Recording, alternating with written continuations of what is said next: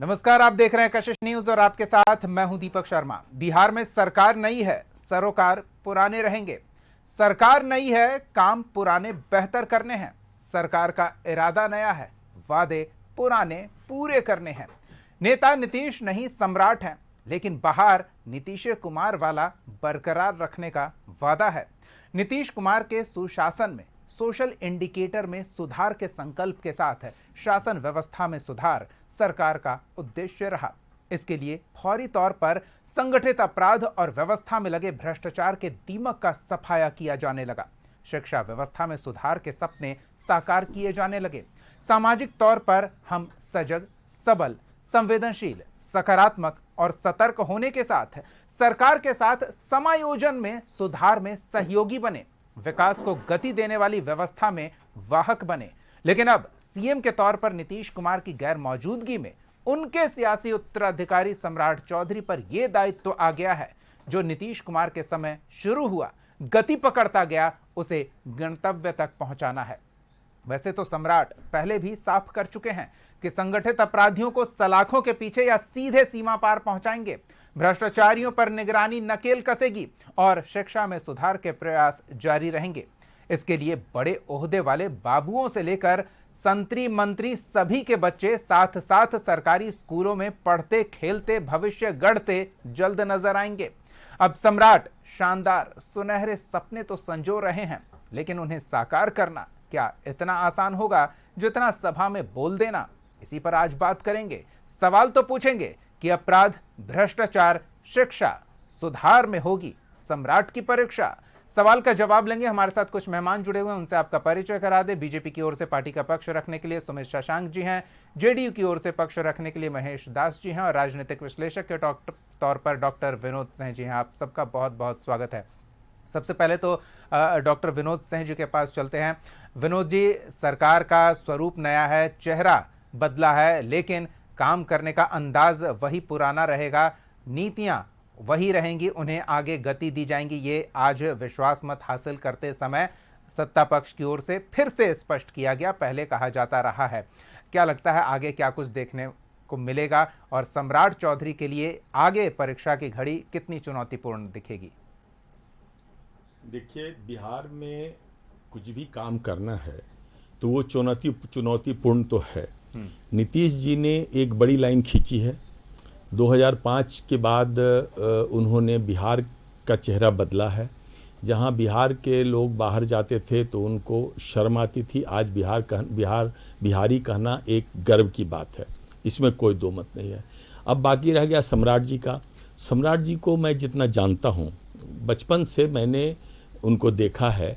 सम्राट जी एक बहुत ही कुशल राजनेता हैं, इसमें कोई शक नहीं है। बहुत पहले ही मैंने कहा था कि इस व्यक्ति में, इस लड़के में राजनीतिक पकड़ बहुत मजबूत है इनके दिमाग में। और दूसरी बात यह है कि बचपन से ही मैंने देखा, शुरू से ही गलत बातों का ये विरोध करते थे, चाहे सड़क पे हो, चाहे घर में हो, चाहे बाहर में हो, और अनुशासन इनमें कूट कूट कर भरा हुआ है। बाकी सरकार में आने के बाद उप मुख्यमंत्री रहे, उसके और अलग अलग मंत्री विभागों के मंत्री रहे, उन्होंने अपनी प्रशासनिक कुशलता भी दिखाया है। अभी तुरंत इन्होंने शपथ लिया है, तुरंत आज ही उन्होंने अपना बहुमत साबित किया है। अभी मंत्रिमंडल का विस्तार करना है। मेरे समझ से अभी कुछ भी कहने के पहले थोड़ा समय देना चाहिए। चलिए, समय देने की बात है, लेकिन आगे ये समय कितना चुनौतीपूर्ण होगा यही हम समझने का प्रयास कर रहे हैं। सुमित जी, एक बड़ी बात है, अपराध और भ्रष्टाचार को लेकर तो सम्राट चौधरी का रुख पहले से भी स्पष्ट रहा है और उस पर क्या कार्रवाई हुई है, उनके बातों को किस तरह से अमली जामा पहनाया गया है, ये भी हमने देखा है। लेकिन आज एक और बड़ी बात उन्होंने कह दी, शिक्षा व्यवस्था में सुधार, और इसके लिए मंत्री से संतरी तक, तमाम बड़े ओहदे वाले अधिकारी तक, सबके बच्चे एक साथ सरकारी विद्यालयों में पढ़ने जाएं, ये सपना साकार किया जाएगा। ये कितना मुश्किल है या कितना आसान है, ये समझना चाहेंगे। देखिए, निश्चित तौर पर 75 ITI संस्थानों को नवीनीकृत करने की दिशा में जो प्रयास आदरणीय सम्राट चौधरी जी ने किया, और आपने देखा कि 22 महत्वपूर्ण योजनाओं को अपनी पहली कैबिनेट के माध्यम से ही पारित करके ये दिखा दिया कि एक्शन मोड वाली ये सरकार आदरणीय नीतीश कुमार जी के नेतृत्व का जो आशीर्वाद है, उस आशीर्वाद से आदरणीय मुख्यमंत्री श्री सम्राट चौधरी जी किस तरीके से गतिशीलता के साथ काम कर रहे हैं। और ये डबल इंजन की सरकार है, डबल गति के साथ, डबल स्पीड के साथ काम करेगी। ये स्पष्ट रूप से आदरणीय सम्राट चौधरी जी ने दर्शा दिया कि किस तरीके से जमीन पर आपने देखा कि महिला पुलिसिंग को भी सुदृढ़ करने की बात कही गई और किस तरीके से स्कूटी के माध्यम से जो पुलिसिंग होगी उनकी भी सुरक्षा होगी और वो लोग भी जनता को उचित तरीके से, त्वरित तरीके से सुरक्षा प्रदान कर पाएंगे। तो निश्चित तौर पर एक विजन है, युवा नेता हैं, विजन है, ग्राउंड जीरो पर जाकर के काम करने का अनुभव है। और पहले भी जब वो गृह मंत्री रहे हैं, वित्त मंत्री रहे हैं, तो उन्होंने डिलीवर करके दिखाया है। तभी तो उन्होंने आदरणीय हमारे पूर्व मुख्यमंत्री श्री नीतीश कुमार जी के हृदय में स्थान बनाया और एनडीए के सबसे बड़े चेहरे के रूप में उभरे और सबने आशीर्वाद भी दिया। और निश्चित तौर पर आगे बिहार की जनता उनको पूरा समर्थन और आशीर्वाद देते रहेगी, निश्चित तौर पर ऐसा। लेकिन एक भरोसा जो पिछली बार सरकारी व्यवस्था ने कायम किया था कि जो सिस्टम से अड़ के लड़ के अपनी बात मनवाने के लिए तैयार हो जाएंगे, उन अधिकारियों पर गाज गिरेगी। कार्रवाई हुई लेकिन उस कार्रवाई को फिर वापस लिया गया। ये एक व्यवस्था से जुड़ा बड़ा सवाल जनमानस में है, उसे दूर करना होगा। दीपक जी, प्रक्रिया है, प्रक्रिया के तहत चीजें होती हैं। जो दोषी होते हैं वो बख्शे नहीं जाते हैं इस सरकार में, और जो अच्छा काम करते हैं उनको रिवार्ड भी मिलता है। तो मुझे लगता है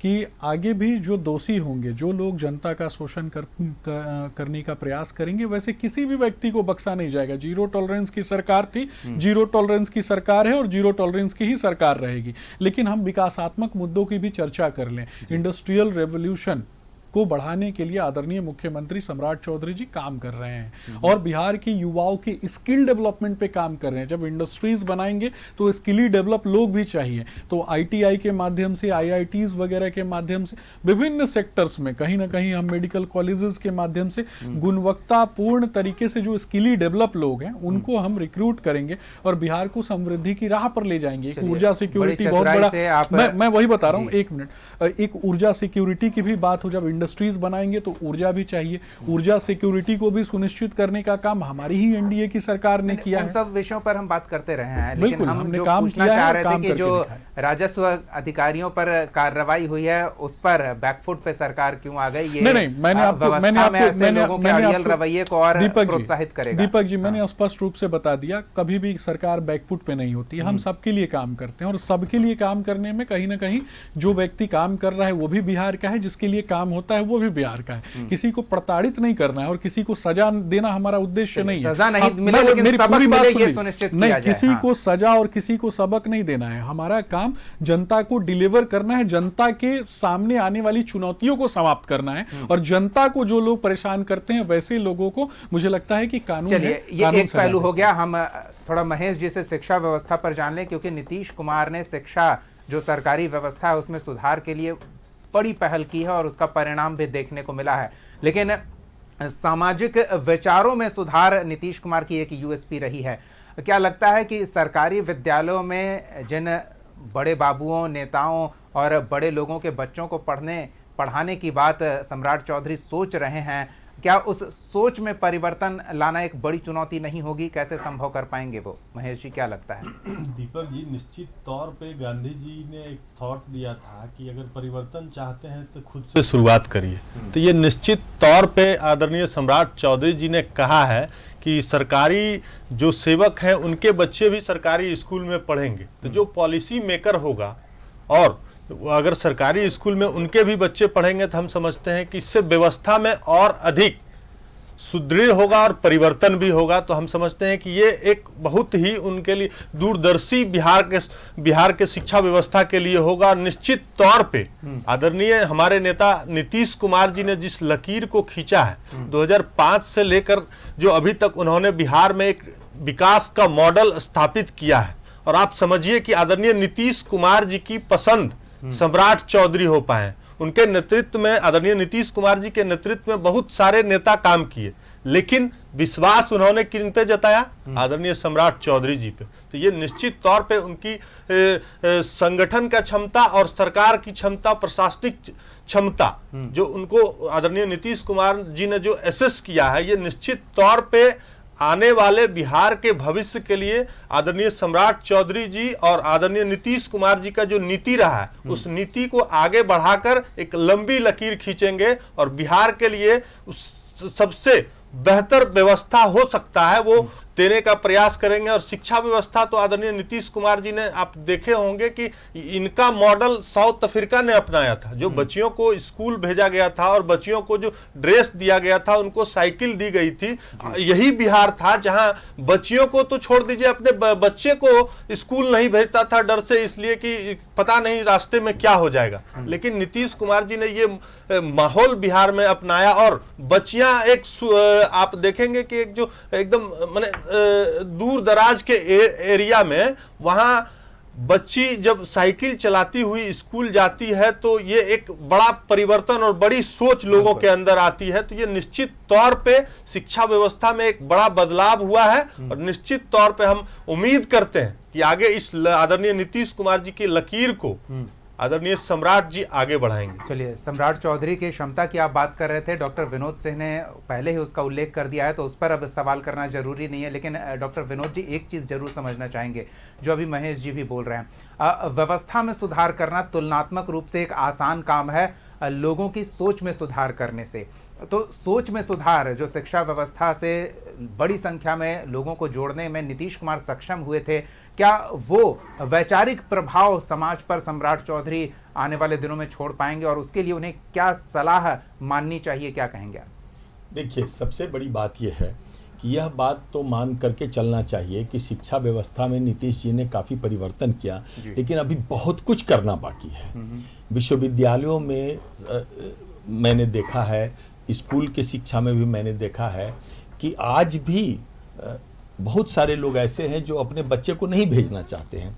एक विश्वविद्यालय के शिक्षा व्यवस्था में एक मानसिकता है कि कॉलेज में नामांकन कर लो, उसके बाद कोचिंग करो और वहाँ जाकर के किसी तरह से डिग्री ले लो और कोचिंग में समय व्यतीत करो। यह चीज़ शिक्षकों को भी सूट करता है, यह चीज़ गार्जियन को भी सूट करता है और यह बात छात्रों को भी सूट करता है। आप किसी भी कॉलेज में चले जाएं, अचानक सबर्बन कॉलेजेस में अचानक अगर चले जाएं तो स्टाफ वहाँ आपको मिलेंगे, लेकिन स्टूडेंट्स की उपस्थिति बहुत कम मिलती है। तीसरी बात क्या है कि हम उच्च शिक्षा की बात कर रहे हैं। उच्च शिक्षा में तीसरी बात क्या है कि विश्वविद्यालयों में कोई भी सिक्योरिटी का सिस्टम नहीं है। मैंने कई बार इस बात के लिए आग्रह किया राज्यपाल महोदय से, मतलब जो चांसलर होते हैं उनसे भी और सरकार से भी, कि जिस तरह से इंडस्ट्रियल सिक्योरिटी फोर्स एक होता है, उस तरह से एजुकेशन का एक सिक्योरिटी फोर्स होना चाहिए जो स्कूली शिक्षा से लेकर के ऊपर तक का सिक्योरिटी देखता हो। अब तीसरी बात है कि जो माननीय मुख्यमंत्री जी सम्राट चौधरी जी ने कहा है कि बड़े ऑफिसर्स के बच्चे और जो छोटे लोग हैं जो रोज कमाते हैं, रोज खाते हैं, उनके बच्चे सब सरकारी स्कूल में पढ़ेंगे। उसके लिए बड़ी चुनौती यह होगी कि सरकार को उस तरह का स्कूल बनाना पड़ेगा, क्रिएट करना पड़ेगा। आज आप देखते हैं कि मानसिकता क्या है समाज की, कि एक व्यक्ति जो 300, 400, 500 रुपया रोज कमाता है, वह भी अपना पेट काट करके बच्चे को इंग्लिश स्कूल में भेजना चाहता है, प्राइवेट स्कूल में भेजना चाहता है। इंग्लिश हो या नहीं हो, नाम इंग्लिश वाला होना चाहिए। इंग्लिश वाला होना चाहिए।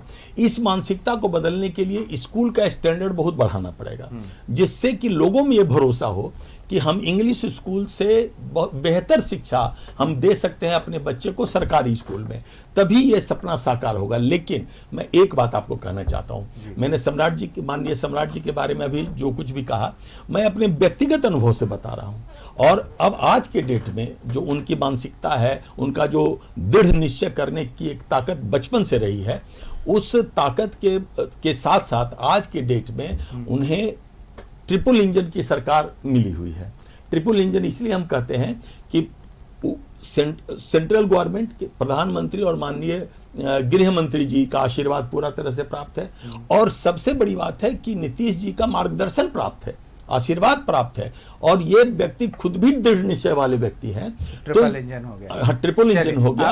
और मुझे उम्मीद है, एक मिनट, मैं उम्मीद ही नहीं, पूरा भरोसा मेरा है कि वो जो कहते हैं वो करते हैं। मैंने देखा है बचपन से, आज भी वो जो कह रहे हैं वो सोच समझ के कह रहे हैं और उसको पूरा जरूर करेंगे। थोड़ा समय दीजिए आप। बिल्कुल, हम अपने दर्शकों को ये भी बता दें कि डॉक्टर विनोद सिंह, जिसे हमने शिक्षा व्यवस्था में सुधार को लेकर सरकार के प्रयासों पर इनके विचार विशेष रूप से इसलिए जानने का प्रयास किया क्योंकि ये खुद भी एक ओहदे पर रहे हैं और निर्णायक भूमिका में रहे हैं। वीसी के पद पर इन्होंने जिम्मेदारियों का निर्वहन किया है, तो ये जो बता रहे हैं अपने अनुभव से और व्यवस्था में रहते हुए जो व्यवस्था की खामियां इन्होंने देखी उसमें सुधार का ये संकेत और संदेश दे रहे हैं। चलिए, मधु मंजरी जी भी हमारे साथ जुड़ चुकी हैं। मधु जी, आपका भी बहुत बहुत स्वागत है। हम ये जानने का प्रयास कर रहे हैं कि अपराध, भ्रष्टाचार और शिक्षा व्यवस्था में सुधार सम्राट चौधरी के लिए कितनी बड़ी चुनौती हो सकती है और इस चुनौती से पार पाने में सम्राट चौधरी कितने सक्षम लग रहे हैं? अपराध की बात करें या शिक्षा की बात करें, व्यवस्था परिवर्तन की बात करें, जो भी बात होती है, तो देखिए मुख्यमंत्री बदले हैं लेकिन सारा समीकरण तो वही है। वही मतलब वही केंद्र की सरकार वही है, राज्य में भी वही है। पहले जेडीयू के मुख्यमंत्री थे, अब बीजेपी के मुख्यमंत्री है। तो आदरणीय सम्राट चौधरी जी, मुझे लगता है कि उनको बहुत काम करने की जरूरत है। जिस तरह से अगर बोला जाए तो अभी कुछ प्रवक्ता भाई, मैं तो मतलब ऑनलाइन हूँ तो इसलिए मुझे बहुत पता नहीं चला कि कौन बोल रहे थे, क्या था, लेकिन नाम से कुछ पता चल रहा है। लेकिन जैसे देखिए, ऐसा नहीं है कि लोग अपने बच्चों को पढ़ाना नहीं चाह रहे हैं, तो वो तो गलत चीज है। लेकिन सरकारी स्कूलों की व्यवस्था उस तरह का नहीं है क्योंकि बच्चे प्राइवेट स्कूलों की तरफ जाते हैं। अभी मैं दरभंगा गई थी तो वहां पे दलित बस्ती में थी, तो वहां के एक लड़की के साथ बलात्कार का केस हुआ था जो 13 साल की बच्ची थी। तो वहां के, लेकिन गांव के और महिलाओं से मैंने मिला, बच्चों से मिला, तो उन लोगों का कहना था कि 8 क्लास तक यहाँ सारी लड़कियां पढ़ी हैं, गई है स्कूल, लेकिन 8 क्लास के बाद यहाँ पे व्यवस्था नहीं है। काफी दूर जाना पड़ता है और संभव नहीं है कि बच्चियां उतनी दूर जा सके 8 के आगे की पढ़ाई करने के लिए। तो ये बहुत जरूरी है कि इस पे पढ़ाई पे, शिक्षा पे तो मतलब शिक्षा व्यवस्था को बहुत दुरुस्त करने की जरूरत है, खास करके सरकारी स्कूलों में, जहाँ के गरीब बच्चे, गांव के बच्चे, या तो वो बच्चे नहीं पढ़ पाते जहाँ प्राइवेट स्कूलों का। लेकिन इच्छा शक्ति सब में, बच्चों को सभी पढ़ाना चाहते हैं, उस पर ध्यान देना होगा। जहाँ बात आती है कि मुझे लगता है कि अब केंद्र में भी और राज्य में भी बीजेपी की सरकार है, तो मुझे लगता है बिहार के अंदर कम से कम केंद्रीय 5 यूनिवर्सिटी खुलनी चाहिए, ताकि अगर केंद्रीय यूनिवर्सिटी खुलेगी तो बिहार के बच्चों को यहीं पे बिहार में शिक्षा मिलेगा, अच्छी शिक्षा मिलेगा। वैसे कुछ सेंट्रल यूनिवर्सिटीज हैं बिहार में जो पहले से वर्षों से कार्यरत है। चलिए, शिक्षा व्यवस्था पर तो विस्तार से बात हो गई, भ्रष्टाचार पर आ जाते हैं। ब्लॉक कार्यालयों, अंचल कार्यालयों पर सीधे सीएमओ से निगरानी की बात सम्राट चौधरी ने से कही है, तो ये हम मानकर चलते हैं कि मुख्यमंत्री ये समझ रहे हैं कि बिहार के सरकारी व्यवस्था में सबसे ज्यादा भ्रष्टाचार कहाँ व्याप्त है, और अब जब समस्या, मतलब जब मरीज का मर्ज पकड़ में आ जाए तो उसका इलाज आसान हो जाता है। हम क्या उम्मीद करें सुमित जी, लोगों को राहत मिलेगी? देखिए, पहले भी लोगों की सरकार थी और लोगों के लिए ही हम काम कर रहे थे। वर्तमान सरकार भी, मैंने पहले भी बताया कि शिक्षा नहीं, शिक्षा से आगे बढ़कर गुणवत्तापूर्ण शिक्षा की बात कीजिए। गुणवत्तापूर्ण शिक्षा के लिए लगातार हम काम कर रहे हैं। बिहार में महिलाओं को माल न्यूट्रिशन से बाहर निकाल करके, उनके बच्चों को कुपोषण की दर से बाहर निकाल करके, उनके वैक्सीनेशन प्रोग्राम से लेकर के, और बहन बेटियों को स्कूल जाने तक की सुविधा प्रदान करके 35% आरक्षण प्रदान करके और 55% निकाय चुनाव में आरक्षण प्रदान करके उनके विवाह तक के, निबंधन तक की भूमिका निभाने का काम हमारी सरकार ने किया है और आगे भी करते रहेंगे। भ्रष्टाचार पर फोकस करके, हाँ, निश्चित तौर पे अंचल, थाना और ब्लॉक, ये 3 जगह हैं। निश्चित तौर पे आदरणीय सम्राट चौधरी जी ने स्पष्ट कर दिया कि जीरो टॉलरेंस की सरकार थी, जीरो टॉलरेंस की सरकार है और आगे भी जीरो टॉलरेंस की सरकार रहेगी। कोई भी वैसा व्यक्ति बख्शा नहीं जाएगा जो समाज के खिलाफ हितकर नहीं है, जो समाज के लिए हितकर नहीं है, वैसा कोई भी व्यक्ति बख्शा नहीं जाएगा। जिसने भी समाज का शोषण करने का काम किया है, अपने अधिकारों का दुरुपयोग करने का काम किया है, वैसे लोगों को बख्शा नहीं जाएगा। और कुछ लोग यहाँ चर्चा कर रहे हैं सेंट्रल यूनिवर्सिटीज की, तो उन लोगों को थोड़ा बिहार के विषय में जानकारी इकट्ठा कर ले। मैं वही बता रहा हूं, दिक्कत कैसे नहीं है, कैमरे लगे हैं थानों में, लेकिन फिर भी लोगों की शिकायत आती है। दीपक जी देखिए, फेक नैरेटिव फैलाने पर दिक्कत होती है। तो फेक नैरेटिव का तो जवाब होना चाहिए। कोई व्यक्ति मोतिहारी जाकर के देख ले कि किस तरीके से महात्मा गांधी सेंट्रल यूनिवर्सिटी काम कर रहा है, किस तरीके से अन्य सेंट्रल यूनिवर्सिटी काम कर रहे हैं। तो हमने न केवल मेडिकल में सीटें बढ़वाने का काम किया, हमने ये भी काम किया कि हम इंफ्रास्ट्रक्चर डेवलप करने के साथ साथ, वही बता रहा हूं, आपका जवाब यही है, भ्रष्टाचार पर हाँ, तो वही ब्लॉक और अंचल, वही तो बताया मैंने कि हमारे मुख्यमंत्री जी ने ही कह दिया कि जीरो टॉलरेंस की सरकार थी, जीरो टॉलरेंस की सरकार है, जीरो टॉलरेंस की सरकार रहेगी कि कहीं ना कहीं बीमारी है, अभी उसे ठीक करना है। मैं आपसे दीपक जी ये पूछना चाहता हूं कि जिस व्यक्ति ने स्वयं ये कह दिया कि किसी भी जनता में किसी भी व्यक्ति के साथ अन्याय नहीं होगा और ना हुआ है ना होगा और ना होने देंगे, तो आप जबरन किस चीज को थोपना चाहते हैं? राष्ट्रीय जनता दल की बीमारी है, फैलती ही चली जाती है, जल्दी ठीक ही नहीं होती। हाँ, ये आप सही बता रहे हैं, छुआछूत वाली बीमारी है। लालू जी के समय से ही अलकतरा चोरी, चारा चोरी और भूसा लूटने वाला जो काम है वो चल रहा था, लेकिन लालू जी का काल जो है वो समाप्त हो गया है। वो एक परिवार तक ही, एक घर में ही सीमित हो चुका है, उसके बाहर ये सारी चीजें नहीं निकलती हैं। हर बार धमक थोड़ी सी दिखाई देती है कि निकलना है, निकलना है, निकलना है, लेकिन बिहार की जनता ऐसे लोगों को, जो लोग भ्रष्टाचारियों, अपराधियों, बाहुबलियों और गुंडों को टिकट दिए हैं, वैसे लोगों को जनता ने उनके घर में ही पैक कर दिया है। चलिए, आपने मधु जी की तमाम बातों का जिक्र किया, लेकिन मधु जी ने संक्षेप में एक और बात कही। दरभंगा गई थी वो, एक मासूम बच्ची, मैं वही बता रहा हूँ, लालू जी उस व्यक्ति का नाम है जो महिलाओं के अंगों के बारे में गंदे गंदे गाने गा रहे थे। तो एक बार मधु जी शायद लालू जी के घर नहीं गई, मैं वही बोला, मधु जी शायद लालू जी के घर नहीं गई। मैं तो पूछ रहा हूँ ना, आप तो डेटा के साथ बात कीजिए ना। कुछ भी आके मैं दरभंगा गई थी, मैं नेपाल गई थी, एनसीआरबी का डेटा लेकर आएंगे सुमित जी? निश्चित तौर पे आप एनसीआरबी का डेटा लेकर के आ ही रहे हैं। ठीक है, आ रहे हैं मधु जी, आ रहे हैं, वहाँ एक थोड़ा सा सब्र कर लीजिए, आ रहे हैं आपके पास, आपको जवाब देने का अवसर देंगे। चलिए, महेश जी से इसी बात पर जवाब ले लेते हैं। बहनों की सुरक्षा करने का काम हमारी सरकार ने किया है। नैरेटिव नहीं फैलाएं, डेटा के साथ लेकर के बात करें। एफआईआर की कोई कॉपी है तो दिखाएं। ठीक है महेश जी, ब्लॉक, अंचल और थाना, वो कहते हैं ना, तीन तिगाड़ा काम बिगाड़ा, ये सरकार का काम बिगाड़ देंगे ये तीनों अगर ठीक नहीं किए गए। तो क्या लगता है कि ठीक होने की कोई गुंजाइश है? देखिए दीपक जी, हमने ट्रिपल सी पे कभी भी समझौता नहीं किया है। क्राइम, करप्शन और कम्युनिज्म से कभी भी समझौता नहीं किया है, ना करेंगे। अब आते हैं, मधु मंजरी जी कह रही थी कि हम दरभंगा, सुन लीजिए ना, जवाब देने दीजिए ना। वो कह रही थी कि एक दलित बस्ती में गए थे, वहाँ 8वीं तक की शिक्षा नहीं थी, शायद इनको ये नहीं है, 8वीं तक है, उसके आगे नहीं है, ये कह रहे हैं वो। आप राजद के प्रवक्ता क्यों बन जा रहे हैं? बताइए, जवाब तो सुन लीजिए। पता होना चाहिए कि आदरणीय नीतीश कुमार जी ने हर एक पंचायत में हाई स्कूल का व्यवस्था किया है, और हर एक प्रखंड में डिग्री कॉलेज का व्यवस्था किया है, और पूरे बिहार में हर एक जिला में पॉलिटेक्निक कॉलेज, इंजीनियरिंग कॉलेज और एएनएम, जीएनएम, आईटीआई कॉलेज हर जगह है। कहां भ्रम में जी रहे हैं? आज के समय में मैं बता रहा हूं कि पूरे डिपार्टमेंट के बजट में सबसे अधिक अगर किसी का बजट है तो आप उन्हें भ्रम में होने की बात कर रहे हैं ना, हमारा भ्रम दूर कीजिए। जीरो टॉलरेंस की नीति पे आदरणीय नीतीश कुमार जी भी पिछले 20 वर्षों में कभी समझौता नहीं किया है, आदरणीय सम्राट जी भी कभी समझौता नहीं करेंगे। एकदम निश्चिंत रहिए, जो भी लोग करप्ट होंगे वो जेल के सलाखे में होंगे। हमारी सरकार कभी भी भ्रष्टाचारियों के समर्थन में नहीं रहा है, अपराधियों के संरक्षण में नहीं रहा है और नहीं रहेगा। एकदम निश्चिंत मान के चलिए, ये लालू यादव जी की सरकार नहीं है। एक ऐसी इन्होंने चरवाहा विद्यालय, एक जवाब दे दें हम, इनका चरवाहा विद्यालय का बजट कितना था पता है दीपक जी? मात्र 1 करोड़ रुपया। मैं तो देख रहा था एक रिपोर्ट में, मात्र 1 करोड़ रुपया था। मॉडल भी ऐसा लाए थे, बजट ही कितना हुआ करता था महेश जी? अब समझिए, उस समय बजट ही नहीं था, ऐसे 1 करोड़ बस मत कहिए, वो बजट का एक खास प्रतिशत रहा है, डबल रफ्तार से बदल रहा है। एकदम निश्चिंत रहिए, आपको जनता ने जो भूमिका दिया है उस भूमिका में रहिए, वो रहेंगे। एनडीए को बिहार के जनता ने जनादेश दिया है, और निश्चित तौर पे एनडीए गवर्नमेंट जनता के डिलीवर पे हमेशा ध्यान देती है। चलिए, हम भी ध्यान देंगे ना कितना डिलीवर होता है। कमिटमेंट पे काम करते, ठीक है, जल्दी से सम्राट जी भी ठीक है, उसी कमिटमेंट के आधार पर बिहार के जनता, चलिए वो कमिटमेंट को हम कम बेसी हो रहा है वो नापते रहेंगे उस समय में। ठीक है, 700 मेगावाट बिजली बनती। डॉक्टर विनोद जी, डॉक्टर नहीं,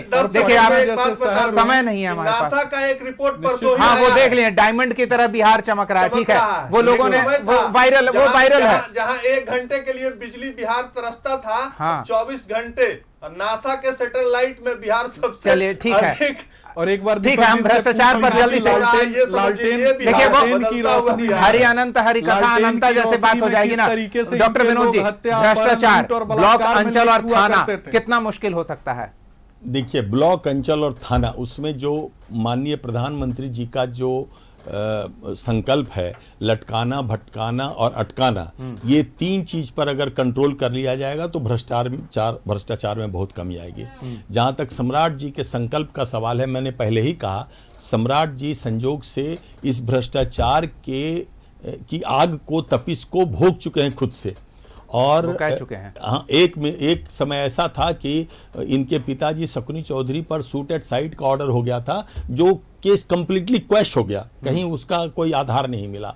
तो वो इस बात को समझते हैं, चूंकि जमीन से आए हैं, सब चीज से लड़ के आए हैं। और मैंने एक बात कहा आपको कि दृढ़ संकल्प के व्यक्ति हैं, तो वो दृढ़ संकल्प मतलब कुछ ऐसा होना चाहिए जैसे नीतीश कुमार ने तय किया था कि इतने दिन में ये काम कर दिया जाना है, अगर नहीं होगा तो फलाना अधिकारी जिम्मेदार होगा, तो कुछ वैसा करना होगा। नहीं, उस पर अमल करना होगा। और जनता, दूसरी बात यह है कि भ्रष्टाचार की जो जांच आप करते हैं उसमें भी एक समय सीमा तय होनी चाहिए। ये नहीं कि जांच को भी 10 साल लटका के 15 साल बढ़ रही है तो बढ़ ही रही है, लटका करके रखते, वो अपने आप में एक महत्वपूर्ण बात हो, वो अपने आप में सीमा में हर काम पूरा करना है, ये सुनिश्चित करवा दे सरकार, तो भ्रष्टाचार पर काफी हद तक लगाम संभव है। मधु जी, जल्दी से आपकी प्रतिक्रिया भ्रष्टाचार पर।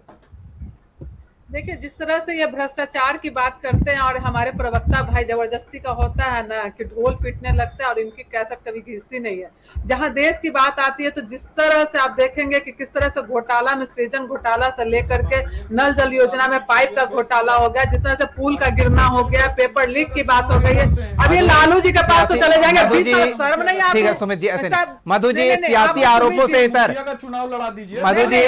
ठीक है सुमित जी, मधु जी, सियासी आरोपों को अभी के लिए किनारे रख दें, समय अभाव है। हम चाहते हैं ये जो थाना, ब्लॉक और अंचल की बात मुख्यमंत्री कर रहे हैं, क्या संभावना देख रहे हैं इसमें?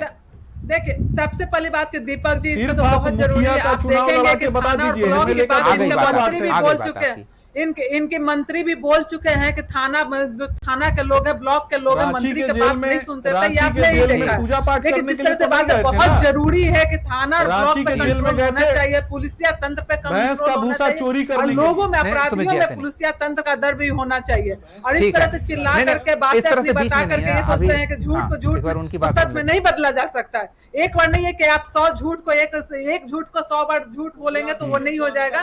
दीपक जी, आपको एक्सेप्ट करना पड़ेगा। एक ही बात सुमित जी, बार-बार बोलने से वो ज्यादा प्रभावशाली नहीं हो जाएगा। हाँ, नया बात बताता हूँ। Tejashwi Yadav land for job मामले में माननीय कोर्ट ने उनको कहीं ना कहीं सजा देने का काम किया है, ये भी बता दीजिए। अभी ऐसा कुछ नहीं हुआ है, कोर्ट में कार्रवाई चल रही है, लेकिन ये सुनिश्चित किया जाना चाहिए कि समय सीमा के अंदर कार्रवाई पूरी की जाए, जो डॉक्टर विनोद जी एक सुझाव दे रहे हैं। और अगर उस सुझाव पर सरकार अमल करती है तो व्यवस्था में भ्रष्टाचार को काफी हद तक, फर्जी डाटा लेके थोड़े ना बैठते। चलिए, हम नजर बनाए रखेंगे। आपने मधु जी को सलाह दी है, आपने मधु जी को सुझाव दिया है ना कि वो विपक्ष की भूमिका में है, विपक्ष की भूमिका का निर्वहन करें, वो निर्वहन करेंगे। और हम भी नजर बनाए रखेंगे कि आने वाले समय में सम्राट चौधरी ने जो अपराध, भ्रष्टाचार और शिक्षा में सुधार का संकल्प लिया है, उसमें परीक्षा में कितने पास या कितने फेल होंगे ये समय बताएगा, लेकिन नजर हमारी बनी रहेगी। फिलहाल बहुत बहुत धन्यवाद सुमेश शशांक जी, महेश दास जी, मधु मंजरी जी और डॉक्टर विनोद सिंह जी, अपना समय देने के लिए, चर्चा में शामिल होने के लिए। अगले एपिसोड में एक और सवाल के साथ हम फिर मौजूद रहेंगे। तब तक के लिए देखते रहिए कशिश न्यूज।